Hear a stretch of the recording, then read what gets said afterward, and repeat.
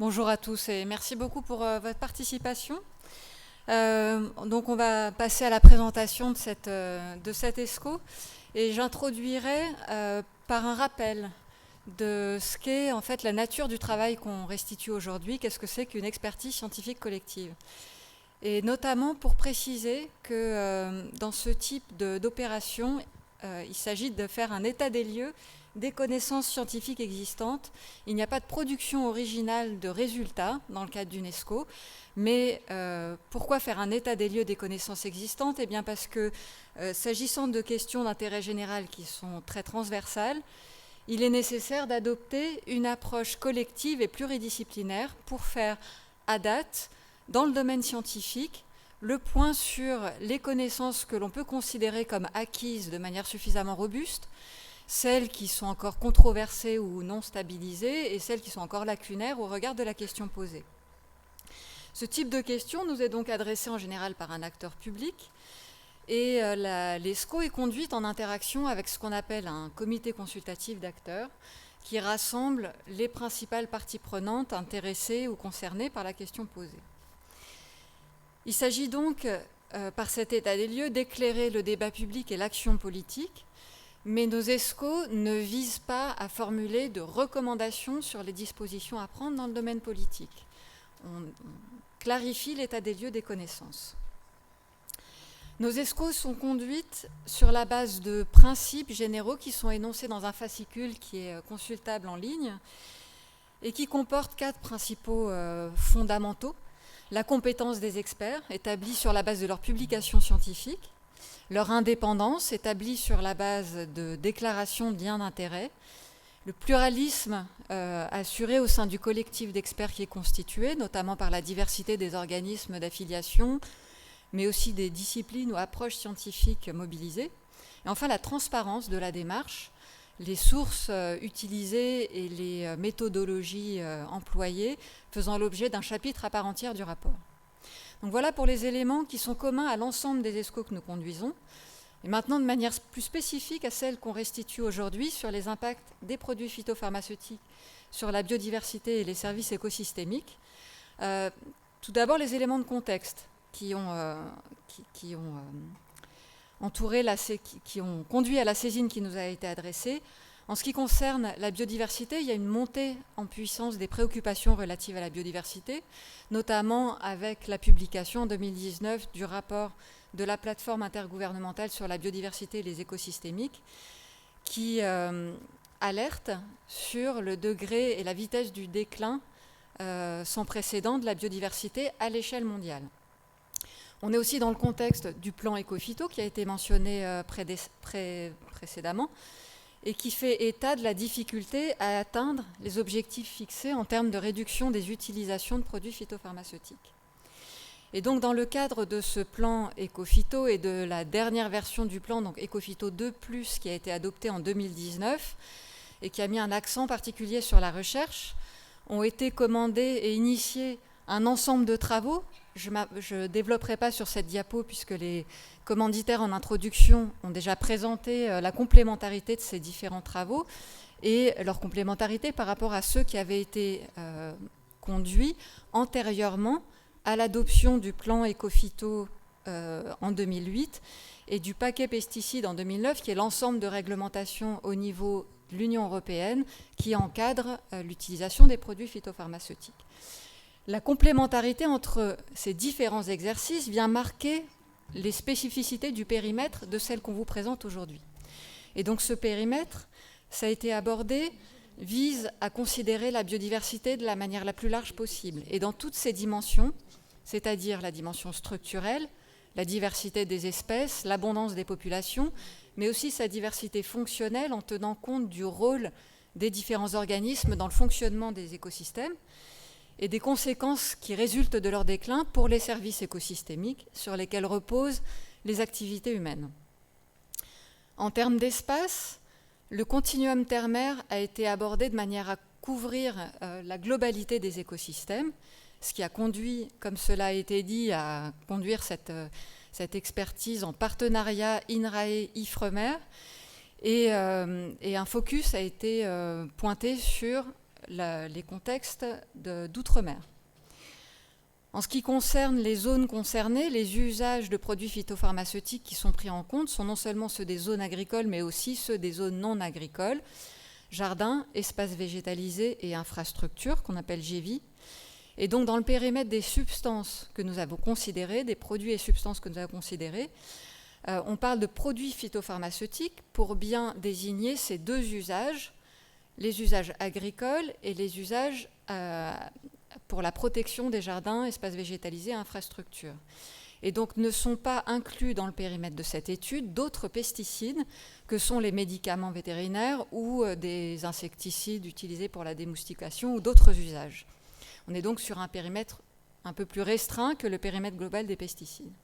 En revanche, ce périmètre inclut bien les produits de biocontrôle, qui sont par exemple des substances naturelles ou des organismes vivants, dès lors qu'ils sont destinés à la protection des cultures et à l'entretien des espaces végétalisés. En revanche, ne font pas partie du périmètre de cette expertise les effets sur la santé humaine, puisque ça a été dit, ils ont été traités par l'INSERM lors d'une expertise qui a été restituée l'année dernière, et ne sont pas abordées non plus les questions relatives au système agricole et aux pratiques agronomiques qui permettent la réduction des utilisations de produits phytopharmaceutiques. Lorsqu'on parlera de leviers d'action, il s'agit des leviers d'action pour atténuer les conséquences des usages de produits phytopharmaceutiques sur la biodiversité, mais pas de ceux qui permettent de réduire les usages de produits phytopharmaceutiques. La mise en œuvre de cet ESCO a mobilisé pendant 2 ans 46 experts, dont les 3 pilotes scientifiques qui sont à la tribune. Et vous avez sur le site du colloque, de manière plus détaillée, la composition du collectif de travail, dont l'étendue est visible ici. Ils ont procédé à l'examen de plus de 4000 références bibliographiques issues de la littérature internationale, qui a été sélectionnée dans la mesure où elle était transposable au contexte qui constitue le périmètre de l'ESCO, c'est-à-dire le contexte français, qu'il soit métropolitain, hexagonal ou d'outre-mer. Cette littérature scientifique couvre des domaines de recherche diversifiés, essentiellement centrés sur l'écotoxicologie, mais qui couvre aussi la chimie environnementale, l'écologie, la biologie et les sciences humaines et sociales. Et enfin, des synthèses thématiques ont été produites suivant un découpage que vous voyez apparaître ici et que je ne détaillerai pas, mais qui constituent les principaux chapitres du rapport extensif de l'ESCO. Donc le format de publication des résultats de cet ESCO est décliné en trois principaux formats. Donc un rapport extensif en 1 millier de pages qui comporte l'ensemble des synthèses produites par les experts, des conclusions générales qui rassemblent les enseignements tirés et une série d'annexes sur des points de préoccupation plus particuliers. Une synthèse en 100 pages dont une version provisoire est mise à disposition en ligne aujourd'hui et qui sera finalisée dans les prochaines semaines, et un résumé en 10 pages qui est d'ores et déjà disponible aujourd'hui. L'ensemble de ces livrables est public et sera mis en ligne sur les sites internet d'INRAE et de l'IFREMER.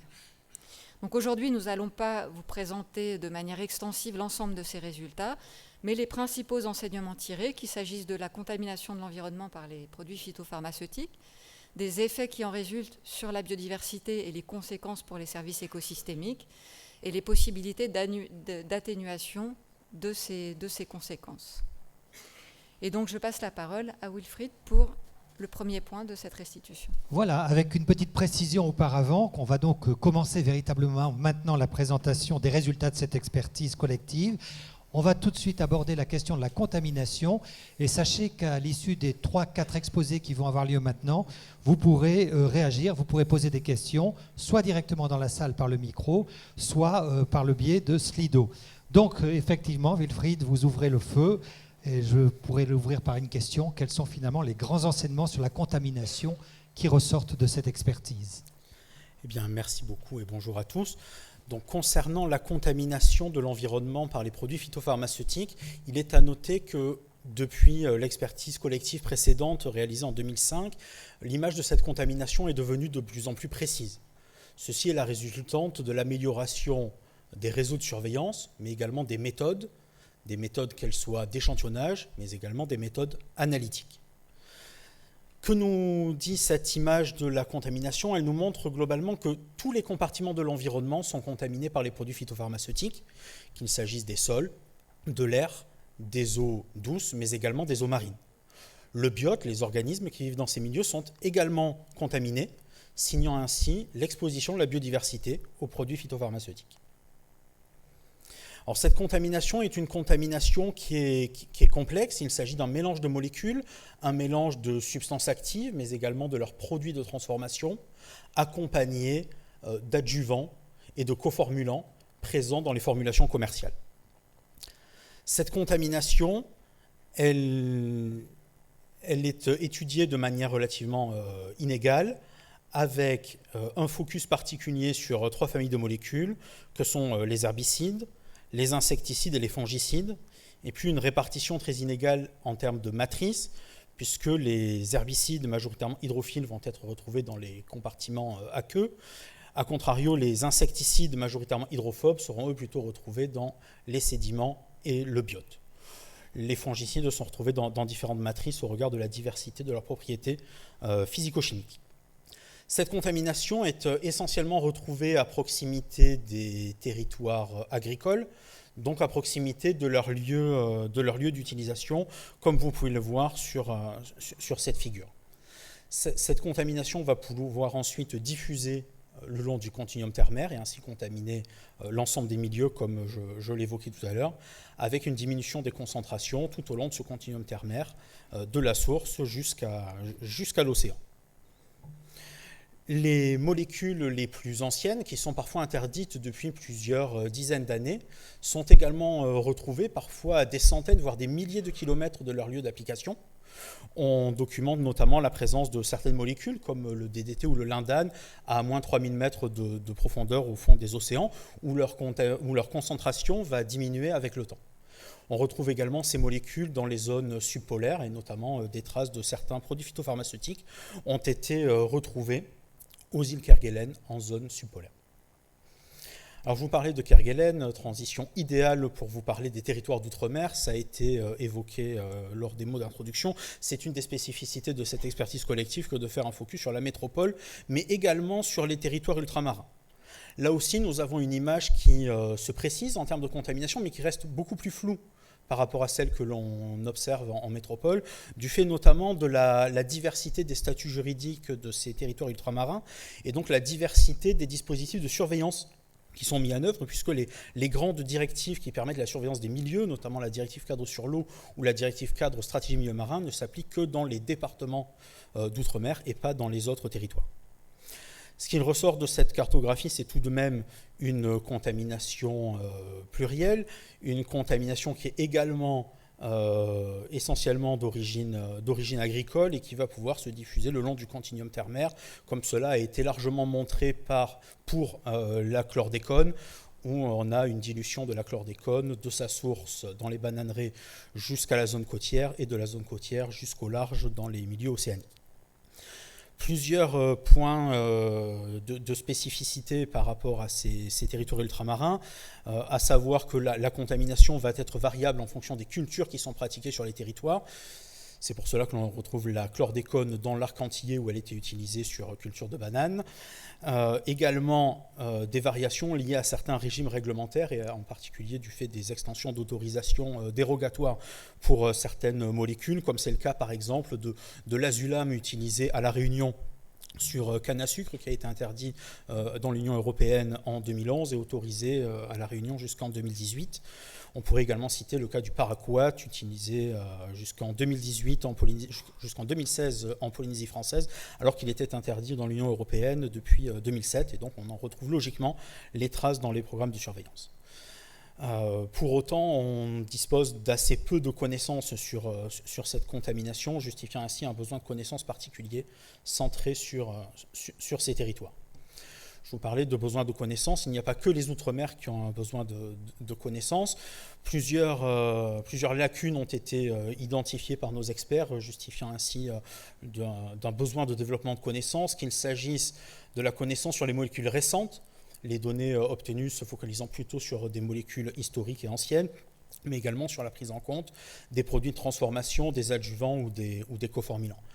De même, en termes de matrice, on a une variabilité extrêmement importante en termes de quantité de données disponibles. Excusez-moi. Et des travaux doivent être renforcés concernant la qualité de l'air et la qualité des sols, même si des initiatives récentes en matière de suivi de ces deux matrices ont été développées. Il en est de même pour le suivi du biote. Au final, ce qui est attendu de la part de la communauté scientifique, c'est de développer des études plus intégratives, des études synchrones qui permettraient de traiter l'ensemble des zones de contamination avec une diversité de molécules traitées de manière synchrone et dans leur ensemble.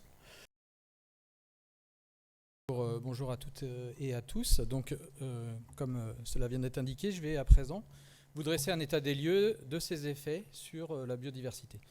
Donc avant de vous présenter les premiers résultats, je voudrais juste vous donner un petit peu d'éléments contextuels. Tout d'abord en vous précisant que la définition que nous avons retenue dans le cadre de notre expertise est celle qui est affichée à l'écran, c'est-à-dire celle qui stipule que la biodiversité désigne la variabilité des organismes vivants de toute origine et qu'elle comprend à la fois la diversité au sein des espèces, donc là on va parler de diversité intraspécifique, de celle entre les espèces, donc on parlera alors de diversité interspécifique, ainsi que celle des écosystèmes. Quand on mène ce type d'expertise, il est également important de garder à l'esprit que finalement, on a encore de très grandes lacunes de connaissances concernant l'étendue de la biodiversité. Donc si on se base sur le rapport dont vous a parlé tout à l'heure Sophie de l'IPBES, on estime à ce jour que dans les environnements terrestres et aquatiques continentaux, il y a plus de 85% des espèces que l'on ne connaît pas, et que ce chiffre est encore plus élevé quand on considère les milieux marins. Si on se base sur d'autres travaux qui ont aussi été réalisés ces dernières années, en particulier ceux de l'Union internationale pour la conservation de la nature, il apparaît clairement que la biodiversité, elle est menacée et qu'elle subit des déclins depuis plusieurs années. Donc si on reprend les chiffres de l'UICN, sur les 15 000 espèces qui sont recensées à l'échelle européenne, il y en a plus de 10% qui sont clairement menacées. Et si on fait le bilan des dernières années, depuis 2015, il est estimé que 36 espèces ont complètement disparu en Europe. Alors, les causes de ce déclin de la biodiversité sont multiples. Donc, on a plusieurs paramètres, plusieurs facteurs environnementaux qui sont responsables de ce déclin. Donc, d'après l'IPBES, si on s'intéresse au déclin de la nature dans son ensemble et à l'échelle mondiale, on va retrouver parmi les causes principales tous les facteurs liés à l'utilisation des sols et des territoires qui vont engendrer une dégradation, voire une perte d'habitat. Les impacts liés à l'exploitation des ressources, et généralement à la surexploitation des ressources, celles associées au changement climatique et celles associées aux espèces invasives. Et donc, si on rajoute la pollution, le facteur pollution est estimé comme étant la troisième ou quatrième cause responsable du déclin de la nature à l'échelle mondiale. Alors la pollution chimique, c'est un grand mot qui inclut différents types de substances, parmi lesquelles on va retrouver les produits phytopharmaceutiques. Donc un des défis auxquels nous étions confrontés dans le cadre de cette expertise collective, c'était de réussir à appréhender le rôle spécifique ou la part relative de ces substances-là, donc des produits phytopharmaceutiques, dans le déclin de la biodiversité, dans ce contexte multicausal, sachant qu'en plus les différents facteurs ne sont pas indépendants les uns des autres. Alors pour réaliser ce travail, pour essayer de faire sortir le rôle des produits phytopharmaceutiques, l'analyse de la littérature internationale a donc concerné l'ensemble des milieux le long du continuum terre-mer. Et comme vous l'a précisé tout à l'heure Sophie, nous nous sommes intéressés aux travaux pour lesquels les résultats étaient transposables au contexte français. Donc soit des climats similaires, des utilisations de produits phytopharmaceutiques qui étaient comparables et des organismes aussi qu'on pouvait retrouver dans nos territoires. Alors, l'approche qui a été menée a vraiment été réalisée le long du continuum terre-mer, mais un des constats de notre travail, c'est que finalement, le lien de causalité entre la contamination par les produits phytopharmaceutiques et les déclins de biodiversité qui sont observés n'est réellement établi que dans des études qui sont menées dans des espaces agricoles, que ce soit dans les milieux terrestres ou dans les milieux aquatiques. Pourquoi ce constat ? Cela tient au fait que finalement, on a beaucoup de travaux qui concernent ces milieux-là, ce qui permet de faire des analyses à large échelle, soit à large échelle spatiale, soit à large échelle temporelle, qui permettent vraiment d'établir des liens de causalité qui sont robustes. Il est également important de garder à l'esprit que les résultats disponibles concernent principalement les produits de synthèse et le cuivre, et qu'on a un déficit de connaissances concernant les substances de biocontrôle. Également, un déficit de connaissances assez important concernant les spécificités de l'outre-mer, puisque les résultats dont je vous ai parlé ne sont pas toujours, ou sont même assez rarement transposables au contexte ultramarin. Alors, sur la base des études qui étaient jugées comme robustes, on peut affirmer que les produits phytopharmaceutiques sont une des causes majeures du déclin de certaines populations, parmi lesquelles les invertébrés terrestres. Et au sein de ces invertébrés, on va retrouver par exemple des insectes pollinisateurs ou des coléoptères qui sont des prédateurs naturels des ravageurs des cultures, comme par exemple les coccinelles et les carabes. Les invertébrés sont également impactés dans les écosystèmes aquatiques qui se situent dans ces zones agricoles. Donc les macro-invertébrés aquatiques vont subir des déclins qui sont liés à la présence de produits phytopharmaceutiques. Et on va avoir également un impact important sur les oiseaux, qu'ils soient granivores, insectivores ou rapaces, avec des effets qui vont être variables suivant ces caractéristiques trophiques. On a également dans la littérature des connaissances qui rapportent un effet des produits phytopharmaceutiques sur les amphibiens et les chauves-souris, mais pour ces groupes taxonomiques, il est plus difficile sur la base des résultats disponibles de réellement appréhender la part relative des produits phytopharmaceutiques par rapport à celle des autres facteurs environnementaux que je vous ai mentionnés précédemment. Donc pour l'ensemble de ces groupes taxonomiques, les effets qui sont observés découlent de la combinaison d'effets qui s'effectuent de manière directe et de manière indirecte. Donc cela vous sera présenté à partir d'illustrations précises concernant les macro-invertébrés aquatiques et les oiseaux par les collègues qui vont intervenir après moi. Mais je vais commencer à aborder ce sujet en prenant pour exemple le cas des abeilles et autres insectes pollinisateurs. Donc ces insectes vont être impactés par des effets directs de certains produits phytopharmaceutiques, en particulier les insecticides, avec des effets directs qui vont être soit létaux, c'est-à-dire qui vont conduire à une mort rapide des organismes, soit sublétaux, c'est-à-dire qui vont être plus chroniques, perdurer dans le temps, voire parfois même se propager aux générations suivantes. Donc ces effets sublétaux sont de plus en plus étudiés, donc on a de plus en plus de connaissances scientifiques à ce sujet, et ils concernent différentes propriétés comportementales des animaux, comme par exemple la perte d'orientation, la fragilisation immunitaire, et parfois, en fait, ils découlent d'un impact sur le microbiote, donc les micro-organismes qui se trouvent dans ces organismes, à l'instar, en fait, chez nous, de notre flore intestinale. Donc là aussi, on a de plus en plus de connaissances concernant les effets sur le microbiote.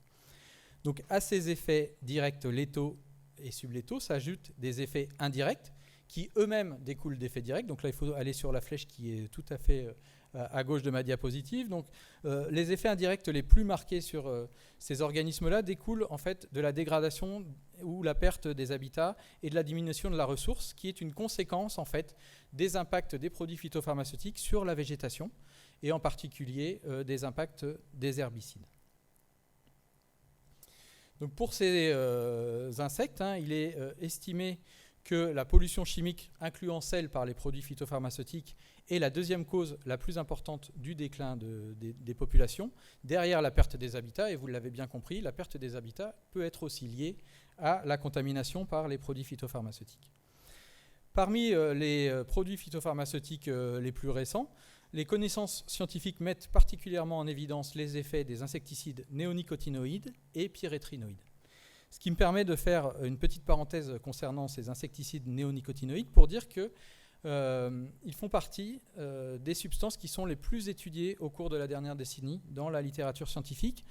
Et ça permet de mettre en avant quelque chose qu'il est important de garder à l'esprit quand on analyse ce genre d'expertise collective concernant certains biais qui peuvent être associés à la discipline propre de l'écotoxicologie concernant la littérature scientifique. Puisqu'en effet, dans nos disciplines, la plupart des travaux qui sont publiés sont des travaux qui rapportent des effets. Donc en général, quand les chercheurs mènent des expériences et qu'ils n'observent pas d'effets, ces travaux ne sont pas publiés. Et puis d'autre part, clairement, il y a des grosses disparités suivant le type de substance, puisqu'on va avoir des substances qui sont plus étudiées que d'autres, puisque certaines ne seront pas ou peu prises en considération. Et donc ça, finalement, ça a un double effet, celui d'avoir un effet réverbère qui a déjà été présenté par Wilfried, où on va avoir tendance à regarder à trouver que ce qu'on cherche, et un effet loupe, puisqu'on va avoir tendance à toujours appuyer sur les mêmes substances, puisqu'elles sont plus étudiées.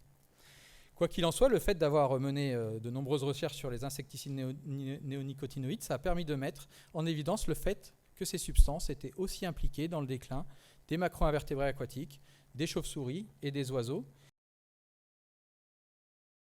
Alors, tout a été dit pour cette première diapo, donc je vais passer directement à la deuxième, avec ce schéma un petit peu complexe que vous retrouvez dans le résumé, donc je ne vais pas vous détailler ce schéma en détail.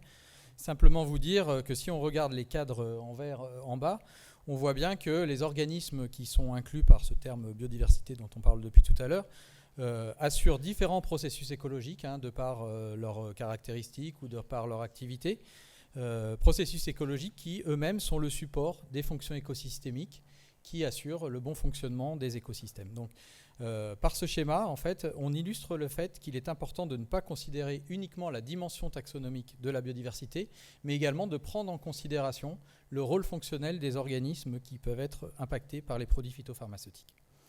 Alors pour réaliser ce travail, pour prendre en compte cette diversité fonctionnelle, nous nous sommes d'abord attachés à établir en fait un cadre de travail dans le cadre de notre expertise collective pour avoir en fait un vocabulaire commun et parler tous de la même chose, puisque nous avions de nombreux groupes de travail, donc c'était important de tous parler de la même chose, ce qui nous a permis de définir 12 catégories de fonctions écosystémiques qui ont été identifiées comme potentiellement vulnérables aux produits phytopharmaceutiques. Alors je ne vais pas décrire ces 12 catégories, simplement vous dire que les connaissances qui sont disponibles dans la littérature permettent de mettre en évidence le fait que pour au moins 8 d'entre elles, on peut retrouver des impacts des produits phytopharmaceutiques, et c'est ce que je vais vous illustrer à présent à partir de 4 exemples choisis. Alors le premier exemple a déjà été mentionné précédemment, c'est la fonction écosystémique qui concerne la fourniture et le maintien des habitats et des biotopes dans les écosystèmes terrestres et aquatiques. Donc cette fonction, elle est principalement assurée par la végétation terrestre et aquatique, qui elle-même va être vulnérable aux produits phytopharmaceutiques, en particulier aux herbicides et au cuivre. Donc si on a des impacts sur cette végétation, cela peut conduire à une dégradation, voire à la perte d'habitat pour de nombreux organismes, et également à la perte de zones refuges. Cette notion de zone de refuge étant très importante, puisque les zones refuges contribuent à atténuer les effets des produits phytopharmaceutiques, puisque les organismes peuvent se réfugier dans ces zones, comme leur nom l'indique, mais également favoriser la récupération des écosystèmes lorsque la contamination diminue ou disparaît, puisqu'elles vont servir de réservoirs d'espèces qui vont pouvoir recoloniser ces milieux. Donc, la dégradation et la perte d'habitat et des zones refuges est la première cause du déclin des insectes. Et il est clairement établi que cette dégradation et cette perte d'habitat est principalement due à l'utilisation des sols, l'urbanisation, la simplification des paysages agricoles, etc. Mais clairement, notre expertise met en évidence que les produits phytopharmaceutiques sont un facteur aggravant des effets des pertes d'habitat. Le deuxième exemple que je vais vous présenter concerne la régulation des cycles de nutriments dans les écosystèmes terrestres et aquatiques. Donc cette régulation, elle s'effectue principalement à travers la dégradation de la matière organique. Donc ce que vous voyez là sur cette diapositive, la litière végétale, ça représente en fait de la matière organique grossière qui va être une source alimentaire pour certains organismes, en particulier pour les micro-organismes de type champignons et bactéries, et pour les macro-invertébrés terrestres et aquatiques. Alors ces deux groupes taxonomiques ne vont pas être sensibles aux mêmes substances. Les micro-organismes, et en particulier les champignons, vont particulièrement être impactés par les fongicides, incluant le cuivre, tandis que les macro-invertébrés vont plutôt être impactés par les insecticides.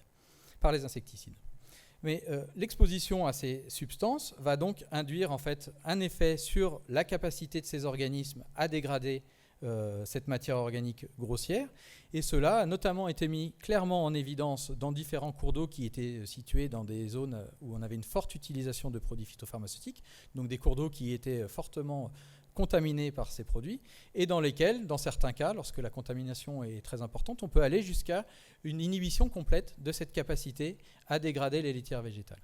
Alors cela peut sembler anodin, en fait, la capacité des organismes à dégrader des feuilles mortes dans des cours d'eau, mais il faut savoir qu'à certaines périodes de l'année et dans certains écosystèmes, c'est ce qui représente la source principale d'énergie pour contribuer au fonctionnement global de l'écosystème.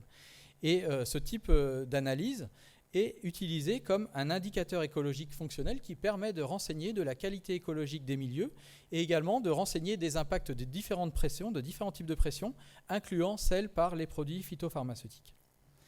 À cette matière organique grossière, invisible à l'œil nu, s'ajoute également tout ce qui va être matière organique dissoute, que nous ne voyons pas, mais qui est également un réservoir important qui va être à la base du recyclage des éléments nutritifs dans les milieux. Et donc cette dégradation va être assurée principalement par les micro-organismes et elle va être aussi impactée par les produits phytopharmaceutiques. Donc l'ensemble de ces impacts peut entraîner une perturbation des cycles biogéochimiques et donc limiter les apports en carbone, en azote et en phosphore qui vont être utilisables par les différents organismes et assurer le fonctionnement des écosystèmes, qu'ils soient terrestres ou aquatiques. Cet exemple permet de souligner l'importance de prendre en considération les micro-organismes et de les prendre en considération principalement à travers leur rôle fonctionnel. Puisque les micro-organismes sont très abondants, on va trouver plusieurs milliards, voire plusieurs dizaines de milliards de micro-organismes dans quelques grammes de sol ou de sédiments. Donc du fait de cette abondance, cette diversité, on ne va pas toujours être en mesure de mettre en évidence des impacts sur la biodiversité. Par contre, les travaux récents mettent clairement en évidence que les fonctions qui sont assurées par ces micro-organismes sont vulnérables à la contamination par les produits phytopharmaceutiques. Et donc, il est important de vraiment les prendre en considération dans les études scientifiques. Le dernier exemple que je vais vous présenter concerne celui de la résistance aux perturbations. Donc, on revient à mon petit schéma initial là, avec les différentes sources de pression pour la biodiversité. Et les connaissances disponibles dans la littérature montrent que, d'une part, les produits phytopharmaceutiques peuvent augmenter la vulnérabilité des organismes à certaines de ces pressions environnementales, et d'autre part, que certaines pressions environnementales peuvent augmenter la vulnérabilité des organismes aux produits phytopharmaceutiques. C'est le cas notamment quand on considère les conséquences du changement climatique. Alors j'ai mis une petite astérisque sur ma diapositive pour rappeler que le changement climatique, ce n'est pas uniquement une augmentation des températures moyennes, mais que ça inclut également une augmentation de leurs fluctuations, une augmentation de l'intensité et la fréquence des phénomènes extrêmes, comme par exemple des précipitations ou des périodes de sécheresse, et que cela peut concerner également le milieu océanique, comme par exemple du fait de phénomènes d'acidification. Alors la littérature scientifique prend de plus en plus en compte cette question de changement climatique, principalement à travers le prisme de la hausse des températures, même si on commence à avoir quelques travaux qui s'intéressent également aux autres conséquences. Et quand on s'intéresse aux études qui étudient de manière combinée les effets des produits phytopharmaceutiques et ceux d'une hausse de température, on se rend compte que dans plus de 80% des cas, on a une augmentation des effets de ces deux paramètres lorsqu'ils sont étudiés indépendamment l'un de l'autre, ce qui montre clairement qu'il y a des interactions et qu'il faut prendre en compte la complexité de l'environnement et ce contexte de changement climatique dans les études écotoxicologiques. Mais finalement, quand on fait référence au fait qu'on s'intéresse souvent qu'à un seul type de facteurs liés au changement climatique, cela montre qu'on a encore des besoins d'innovation conceptuelle et méthodologique pour aborder cette question de manière plus globale et plus intégrée par rapport à la réalité environnementale auxquelles sont confrontés les organismes. Autre exemple concernant la résistance aux perturbations, qui fait aussi appel à la notion de fourniture et maintien de la biodiversité et des interactions biotiques, c'est celle qui concerne la vulnérabilité face aux parasites et aux agents pathogènes. Donc on a de plus en plus d'études qui s'intéressent à cette vulnérabilité et qui montrent que certains produits phytopharmaceutiques vont avoir tendance à fragiliser des organismes par rapport à ce type de pression. C'est le cas notamment pour les néonicotinoïdes concernant les oiseaux, les chauves-souris ou les abeilles sauvages, mais il y a également d'autres exemples, comme le glyphosate pour certains poissons ou des organochlorés pour les amphibiens. Une petite parenthèse également pour mentionner le fait que les produits phytopharmaceutiques peuvent également augmenter la vulnérabilité des cultures face aux bioagresseurs, puisque comme cela a été précisé précédemment, ils peuvent entraîner le déclin, voire l'élimination de certains régulateurs naturels. Donc ça fait appel à la notion de service écosystémique qui va vous être développée plus tard par Wilfried.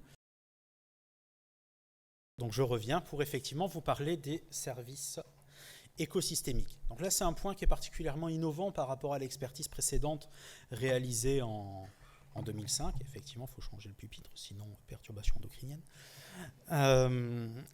Particulièrement innovant, puisqu'en 2005, le concept de service écosystémique prenait à peine naissance. Alors avant de vous parler des résultats propres de l'ESCO sur ce sujet, il nous semblait important de reposer quelques éléments conceptuels sur ce que sont ces services écosystémiques. Ils s'inscrivent dans la continuité des fonctions écosystémiques qui vous ont été présentées par Stéphane, ou sous l'effet d'intervention anthropique, ces fonctions vont pouvoir rendre des services écosystémiques dont la société humaine, va pouvoir tirer un certain nombre d'avantages. Ces services écosystémiques, dans le cadre de l'ESCO, ils ont été classés en 3 catégories, vous les voyez affichées ici, avec d'une part les services d'approvisionnement, à l'image de la production végétale cultivée, de la production de fibres, de la production d'énergie. Je ne mériterais pas ma casquette Ifremer si je n'ajoutais pas à la liste la pêche. Également des services de régulation et de maintien, comme par exemple la qualité des sols ou la pollinisation, et puis des services culturels, autour des activités liées au culte, liées à l'éducation, ou alors liées au loisir et au bien-être. Ces services écosystémiques, le concept de service écosystémique fait l'objet de travaux dans le cadre de l'évaluation des risques environnementaux, des travaux qui, depuis maintenant plus de 10 ans, sont menés par l'EFSA et qui se heurtent à une difficulté conceptuelle et au manque d'outillage autour de ce concept de service écosystémique, puisqu'on ne dispose ni de suffisamment d'outils, ni de suffisamment d'indicateurs pour arriver à intégrer ces services écosystémiques dans le processus réglementaire d'évaluation des risques environnementaux, appelant au développement d'une recherche opérationnelle autour de ces sujets-là. Alors qu'en est-il des résultats concernant les services écosystémiques? Dans le cadre de cet ESCO, nous avons fait le constat que seuls 4 services écosystémiques étaient richement documentés concernant les effets des produits phytopharmaceutiques. Vous allez vous dire, il déraille, il n'y en a que 3. Le 4e est celui lié à la qualité de l'eau. Il n'a pas été traité dans ce cadre-là, puisqu'il est regardé uniquement sous l'angle des impacts sanitaires. Et donc il s'inscrit en dehors du champ de l'ESCO. Les 3 autres sont présentés sur cette diapositive. Il s'agit dans un premier temps de la production végétale cultivée, qui elle bénéficie positivement des effets des produits phytopharmaceutiques, du fait que ces derniers sont développés pour lutter contre un disservice et donc protéger les cultures. Les 2 autres, que sont la lutte contre les ravageurs ou la pollinisation, sont eux négativement impactés par les produits phytopharmaceutiques. Il s'agit là de 2 services qui sont essentiels à la production végétale cultivée. Nous aurons l'occasion d'y revenir. Si je m'appesantis un peu plus sur ces 2 services, concernant la lutte contre les ravageurs, ce résultat est à mettre en regard de ce que vous a présenté Stéphane au préalable, sur notamment la disparition des prédateurs naturels et du fait de leur disparition, l'arrivée d'agresseurs des cultures.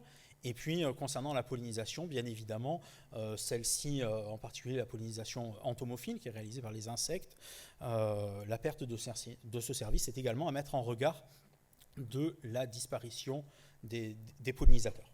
Ce qui apparaît dans le corpus bibliographique analysé, c'est que ces 2 services, lutte contre les ravageurs et pollinisation, comme je vous le disais tout à l'heure, sont utiles, voire indispensables à la production végétale cultivée.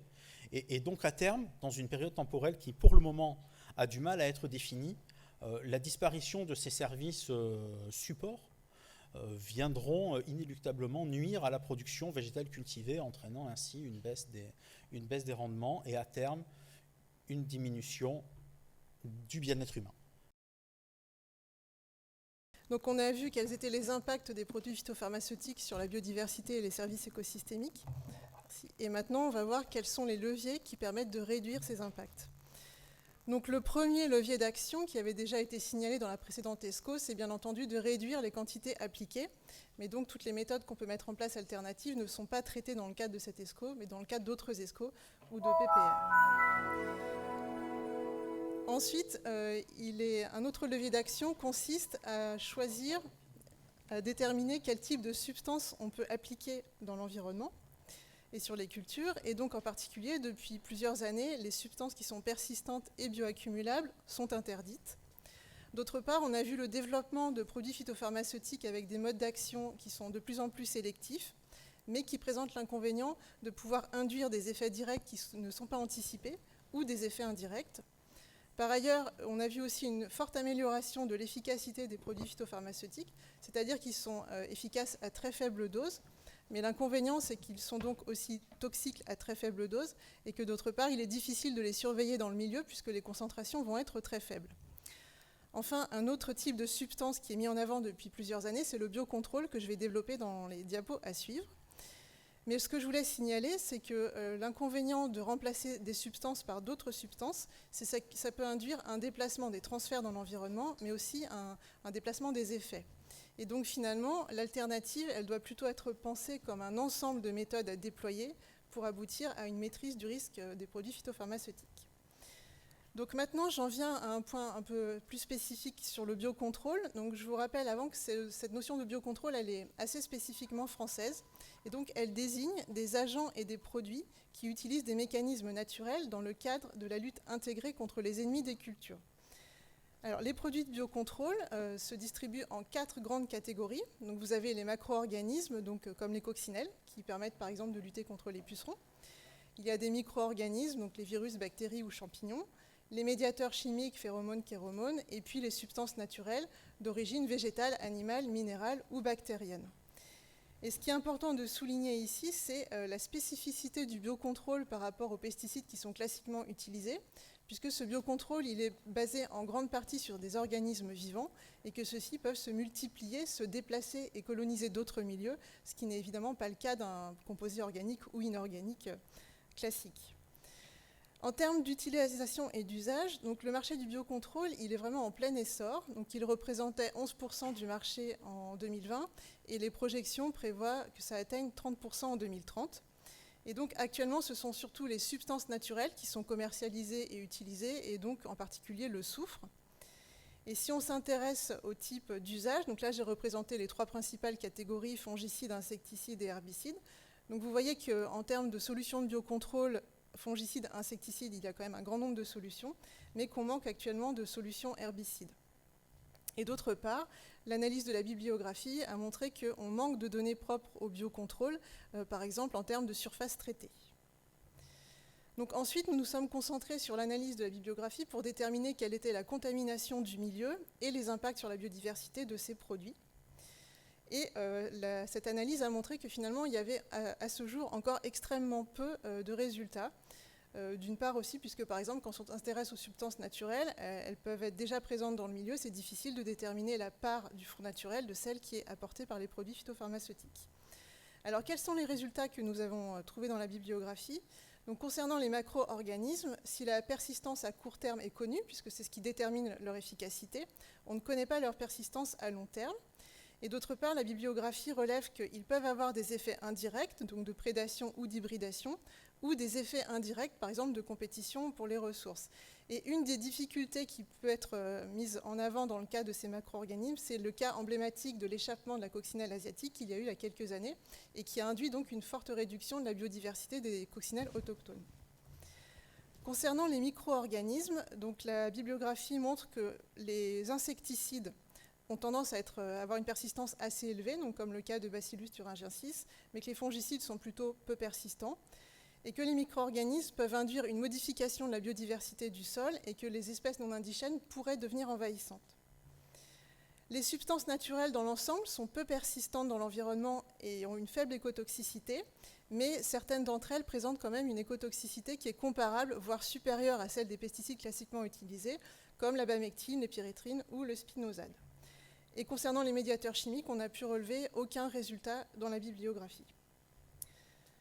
Donc, en résumé, le biocontrôle, il faut quand même souligner que c'est une alternative qui est prometteuse, une alternative aux produits classiquement utilisés qui est prometteuse, mais qu'elle va dépendre du type de solution. Et aussi, un point important, c'est que le biocontrôle, il a plutôt vocation à réguler plutôt qu'à éliminer complètement, ce qui fait que l'évaluation des impacts sera évidemment différente de celle d'un produit classiquement utilisé. Et donc, d'une manière générale, on voit bien qu'on a un besoin de recherche assez fort pour mieux caractériser le devenir dans l'environnement et les effets de ces produits sur la biodiversité, et aussi pour mettre en place des suivis opérationnels pour mieux déterminer quelle est leur utilisation. Donc ensuite, un autre levier d'action consiste à mettre en place des mesures au moment de l'application pour réduire la dispersion dans le milieu.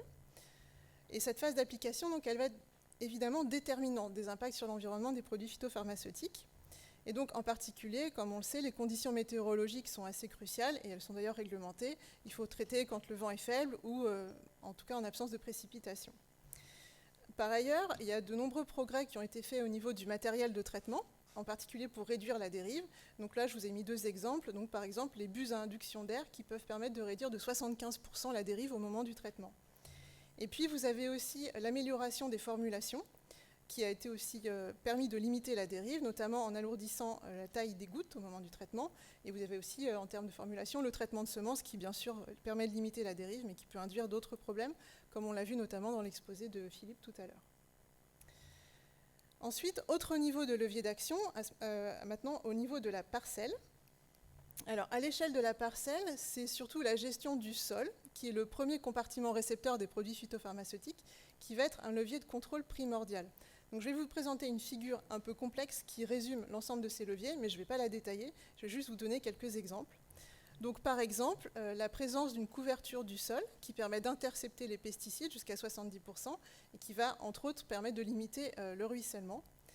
Et puis, la mise en place de voies de passage permanentes qui permettent également de réduire en moyenne de 30% les concentrations en produits phyto dans les eaux de ruissellement, ou la remédiation, et en particulier la phytoremédiation qui peut réduire de 10% les concentrations dans le sol. Ce qui est important de souligner, c'est que le fait de limiter une voie de transfert peut malheureusement en favoriser une autre. Donc par exemple, autre exemple, si on applique des biochars dans les sols, donc pour piéger les pesticides et éviter qu'ils soient mobiles de façon verticale, ça va aussi réduire leur biodisponibilité et donc réduire leur dégradation et augmenter leur persistance. Maintenant, nous en venons aux différents leviers d'action à l'échelle du paysage. Et là, je vais laisser la parole à Véronique Bouy.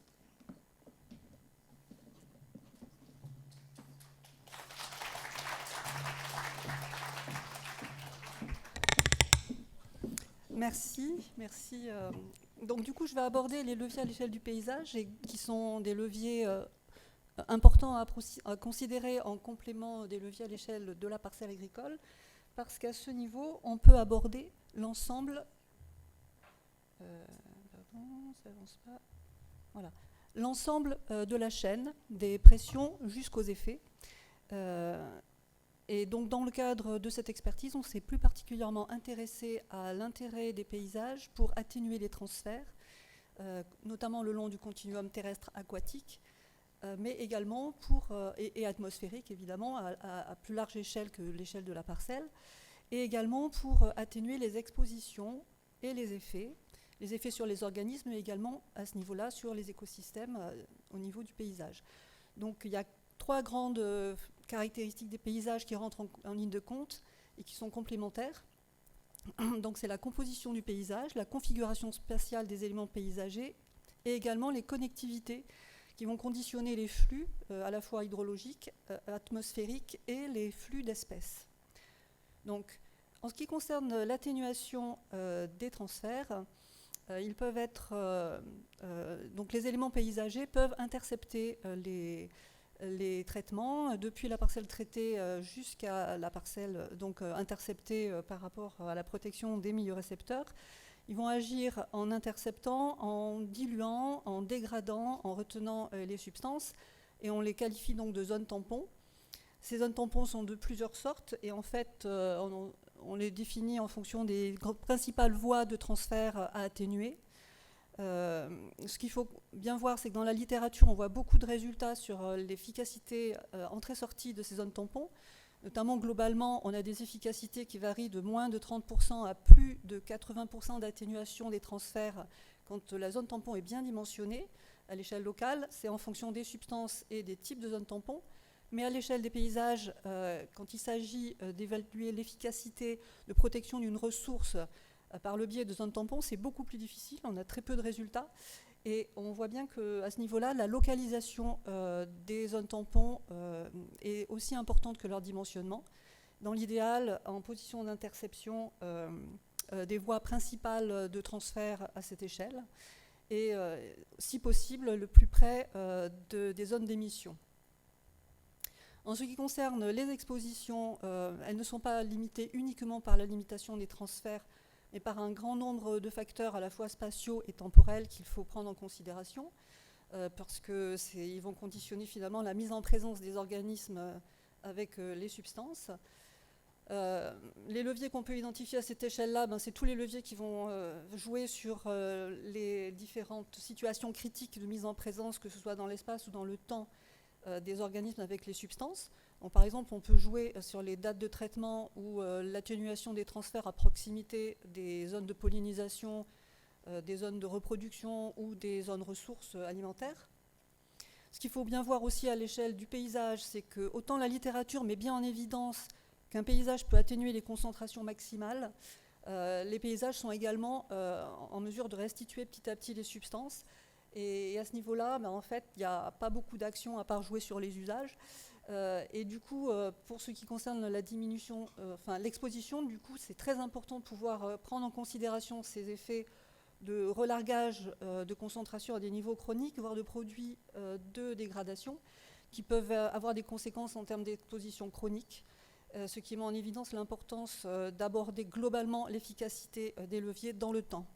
Voilà. Ensuite, on l'a déjà beaucoup abordé. En fait, le paysage, on voit qu'il intervient à différents niveaux d'atténuation des effets indirectement, par le biais des habitats, des zones refuges et des zones de récupération qu'il peut offrir aux organismes.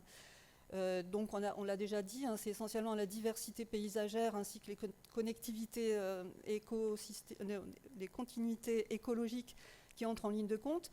Ce qui est intéressant, c'est qu'on a bien vu dans la littérature qu'à usage équivalent, un paysage qui est simplifié va offrir une bien moindre résilience vis-à-vis du stress chimique qu'un paysage complexe disposant de lisières et de continuités écologiques qui favorisent l'accès à ces zones de récupération.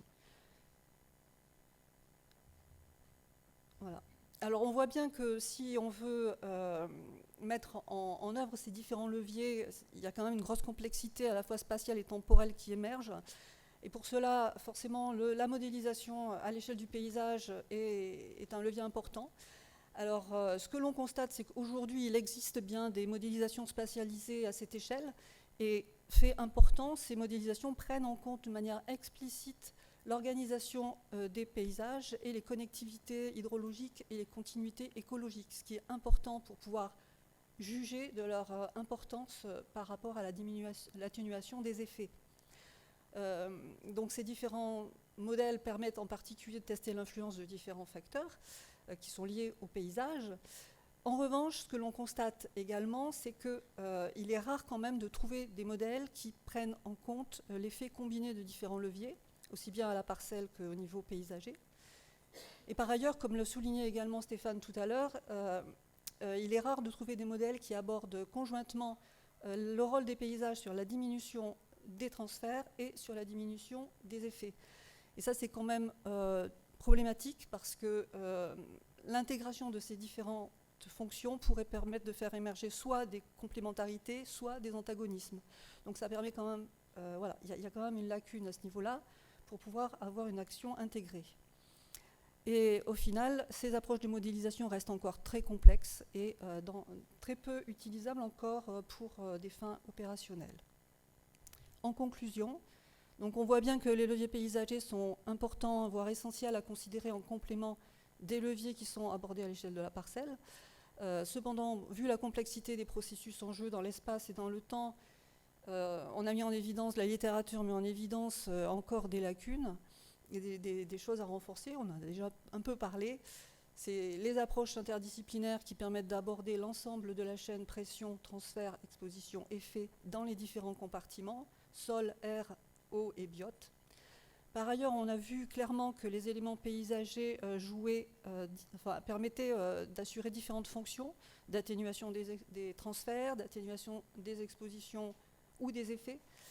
Cependant, on voit peu de travaux qui permettent d'aborder toutes ces fonctions ensemble. Et donc ça, c'est quelque chose qui serait à renforcer pour optimiser leur localisation et leurs fonctions, voire les fonctions écosystémiques qui y sont associées. Et enfin, on constate, compte tenu encore de la complexité de ces systèmes, qu'il faudrait faire un effort d'acquisition de données à cette échelle. notamment dans des contextes variés, pour prendre en compte les différentes situations agro-paysagères au niveau national, ce qui permettrait de mieux comprendre les facteurs de variabilité, et également de paramétrer les modèles au mieux et de réduire leur incertitude. Merci beaucoup, Véronique Gouy. Alors, on a vu les leviers au niveau des substances, au niveau du biocontrôle, au niveau du paysage. Il y a un autre levier aussi, c'est la réglementation. C'est vrai qu'elle est très exigeante déjà, mais vous allez nous rassurer, on peut encore améliorer. Oui. Juste avant, je voudrais faire une petite synthèse des différents leviers qu'on vient de voir, juste pour bien montrer que la bibliographie a mis en évidence qu'aucun de ces leviers, pris indépendamment, ne permet de garantir un risque zéro de transfert des produits phyto, mais que c'est plutôt une combinaison des différents leviers qui permettra de limiter ces transferts. Et donc pour faire un bilan, depuis la précédente ESCO, on a acquis un grand nombre de connaissances qui concernent la dynamique des transferts des produits phytopharmaceutiques. Il y a beaucoup d'études de terrain qui ont été menées pour caractériser l'efficacité des leviers, leur dimensionnement et leur positionnement, ainsi que le développement de plusieurs modèles. En revanche, un grand nombre de questions se posent encore, notamment concernant l'effet des formulations, les produits de biocontrôle, on l'a vu, ou l'échelle de paysage, comme Véronique vient de le présenter. Et aussi, on manque encore de données pour vraiment caractériser l'efficacité de la combinaison de plusieurs leviers d'action. Donc j'en viens maintenant à la réglementation, qui est un autre levier sur lequel il est possible d'agir pour réduire les impacts.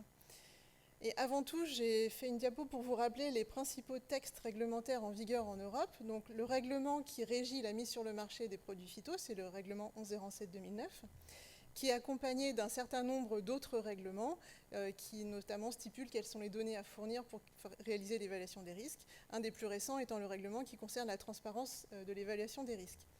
Et puis il y a aussi autres directives et règlements associés, comme la directive qui porte sur l'utilisation des produits phytopharmaceutiques et le développement durable. Et en fait, donc, ces 4 règlements et directives, c'est ce qu'on appelle le paquet pesticides. En tout cas, ce que l'ensemble souligne, c'est qu'il faut qu'il n'y ait aucun effet inacceptable des produits phytopharmaceutiques sur l'environnement. Donc, dans le cadre de cette ESCO, on a analysé de la bibliographie en sciences sociales, donc notamment en sociologie ou en droit, et de la bibliographie en écotoxicologie, pour répondre à 3 questions. Donc, analyser le fonctionnement et les acteurs impliqués dans les processus d'encadrement des produits phyto, analyser quelle est la fabrique de l'évaluation des risques environnementaux et quelles sont les pistes proposées pour répondre aux limites exposées. Donc, ce que la bibliographie a mis en évidence, c'est que cette réglementation, elle accorde un haut degré de protection par rapport aux réglementations d'autres pays, comme celle des États-Unis par exemple. Et cela se reflète par un grand nombre de produits phyto qui sont interdits en Europe et encore plus en France par rapport aux États-Unis par exemple. Par ailleurs, c'est une des réglementations les plus exigeantes au monde en termes de données à fournir, notamment pour caractériser l'écotoxicité des pesticides. Et enfin, ce qui est très important aussi, c'est le dispositif de surveillance qui a été mis en France en place depuis plusieurs années, qui est géré par l'ANSES. Et donc, c'est un dispositif qui est unique en Europe pour faire remonter des éventuels effets qui n'auraient pas été perçus avant l'autorisation, donc après l'autorisation des substances. En revanche, donc, l'analyse de la bibliographie met en évidence certaines limites de cette réglementation. Donc notamment la routine des procédures d'évaluation qui ne prend pas en compte la complexité du vivant, donc ce qui est un peu illustré sur la figure que vous voyez au centre. C'est-à-dire que la réglementation, pour l'évaluation des risques, en général, c'est on regarde l'effet d'une substance sur un certain type d'organisme et on considère que c'est à proximité du lieu de traitement. Donc ça ne prend pas en compte la complexité du vivant, comme les interactions entre organismes ou les effets mélanges, par exemple. D'autre part, il n'y a pas de critères vraiment clairs qui permettraient de définir quels seraient des effets des produits phyto sur la biodiversité. Les SHS et les savoirs non académiques ne sont pas pris en compte. Et puis aussi, il y a la difficulté liée aux dérogations qui sont accordées parfois à des produits interdits dans le cadre d'un pass agronomique. Donc cette réglementation, elle est très ambitieuse et très protectrice, mais malheureusement, elle ne permet pas d'éviter complètement la contamination du milieu, ni de protéger la biodiversité à hauteur des objectifs qui sont visés. Et de ce fait, il y a plusieurs voies d'amélioration qui ont été proposées dans la bibliographie. Donc d'une part, des voies d'amélioration au niveau réglementaire, par exemple, intégrer davantage les données publiées en épidémiosurveillance ou en SHS, impliquer d'autres acteurs ou d'autres savoirs dans les évaluations. Et puis, des voies d'amélioration méthodologique, donc au niveau expérimental, étudier les effets des produits phyto sur d'autres espèces, étudier les effets indirects, ou élargir la surveillance, qui est pourtant déjà très, très pertinente et très utile, mais l'élargir à d'autres milieux et à d'autres organismes. Et à plus long terme, en tout cas dans un cas idéal, ce serait de mettre en place une approche plus systémique de l'évaluation qui inclurait la biodiversité et les services écosystémiques.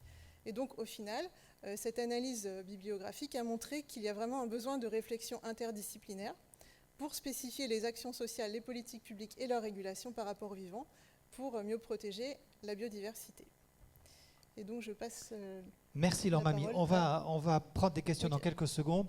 Wilfried, auparavant, un dernier mot. Vous savez que tout ESCO se termine en disant c'est très bien, on a étudié beaucoup de recherches, mais on a encore besoin de recherche. Ben, c'est un peu ce que va nous expliquer Wilfried.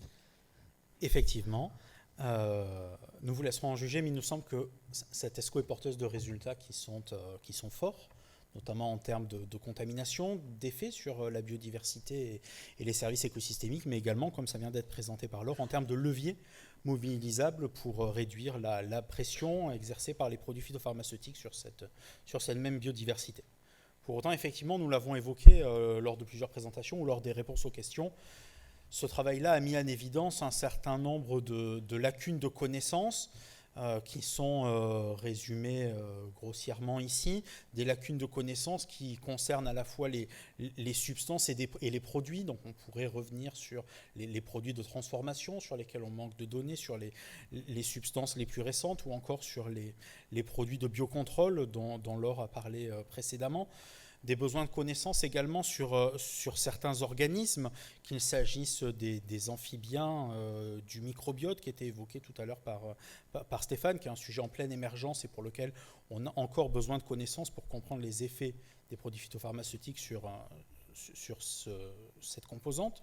Et puis bien évidemment les coraux ou plus largement les organismes marins, puisque ne vous y méprenez pas, si vous n'avez pas entendu parler de biodiversité marine aujourd'hui, ce n'est pas parce que l'IFREMER a oublié de vous en parler, c'est parce que dans notre corpus, finalement, on avait très peu de données disponibles pour évaluer les effets des produits phytopharmaceutiques sur cette biodiversité marine. Et donc, ça nous envoie tout naturellement au milieu, au territoire, avec un besoin de développement des connaissances, bien évidemment, sur le milieu marin, mais également concernant, je vous l'ai évoqué lors de ma première prise de parole, la biodiversité dans les territoires ultramarins.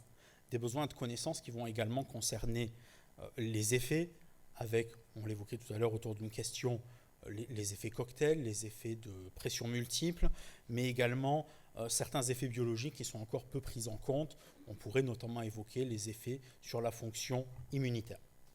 Au-delà de ces besoins de connaissances très thématiques, il nous semble que notre expertise collective appelle également à un changement de paradigme dans la manière de conduire la recherche, changement de paradigme que l'on pourrait illustrer autour de 4 piliers que j'ai sommairement adressés sur cette diapositive. Le premier de ces piliers, c'est l'ouverture scientifique. Nous avons eu l'occasion de l'évoquer. Beaucoup des données que nous avons été conduits à analyser concernent des substances anciennes, des effets plus ou moins attendus. Il est nécessaire peut-être de prendre un peu plus de risques et d'aller explorer des molécules dont les effets sont moins attendus, moins connus, et d'aller explorer des voies nouvelles. Deuxième pilier de ce changement de paradigme, la pluridisciplinarité. Cette ESCO l'illustre parfaitement. Mélanger les disciplines, mélanger des écotoxicologues, des chimistes de l'environnement, mais aussi des juristes, des économistes, a été riche d'enseignements et pourtant, malgré la mixité de notre panel d'experts, on s'est heurté à un certain nombre de limites. On pourrait par exemple évoquer la difficulté à prendre en compte certains mécanismes, certaines fonctions ou certains services écosystémiques autour des flux d'eau, autour de la mise en place et de la structuration des sols, autour de la réflexion, et ce du fait de la difficulté à mobiliser des sciences comme la physique ou l'hydrophysique à côté de l'écotoxicologie. Et là, on a besoin d'aller plus loin dans la pluridisciplinarité. On pourrait également évoquer la place grandissante des sciences du numérique, avec notamment les notions de jumeaux numériques, d'intelligence artificielle, qui prennent une place de plus en plus importante et qu'il faudra articuler avec les sciences de l'environnement. Troisième pilier de ce changement de paradigme, la question des transferts. Cela a été évoqué, les laboratoires académiques développent de nombreux outils, de nombreux tests qui permettent d'évaluer les effets des produits phytopharmaceutiques sur la biodiversité, il est important que cette connaissance et ces outils développés dans les laboratoires puissent être transférés vers la sphère réglementaire, voire vers la sphère économique pour la réalisation de ces tests. Des initiatives sont à l'œuvre. On a vu que c'est un chemin qui est relativement long. Passer d'un test de laboratoire à un test réglementaire prend à peu près 10 ans. On pourrait notamment citer l'exemple en cours de déploiement en France avec l'initiative Paper autour de la prévalidation d'un certain nombre de techniques qui pourraient être élargies à un certain nombre d'autres paramètres, pourquoi pas autour de produits phytopharmaceutiques. Et puis le dernier pilier de ce changement de paradigme, c'est celui du lien avec la société. Notre expertise scientifique collective l'a montré, même si on l'a assez peu évoqué après-midi. La société prend une place de plus en plus importante dans les sujets qui sont adressés aujourd'hui, avec la mise en place d'un certain nombre de coalitions d'acteurs qui vont faire le lien entre les résultats de la recherche et puis les pouvoirs publics, avec des ONG ou des associations qui deviennent opérateurs de recherche et qui, à mon sens, nous imposent de réfléchir à la place et au rôle du chercheur dans ce nouveau paysage de la recherche. Voilà, je m'arrêterai là avec un petit mot de conclusion pour vous dire qu'à n'en pas douter, l'expertise scientifique collective de 2037 sera elle aussi riche d'enseignements. Merci beaucoup.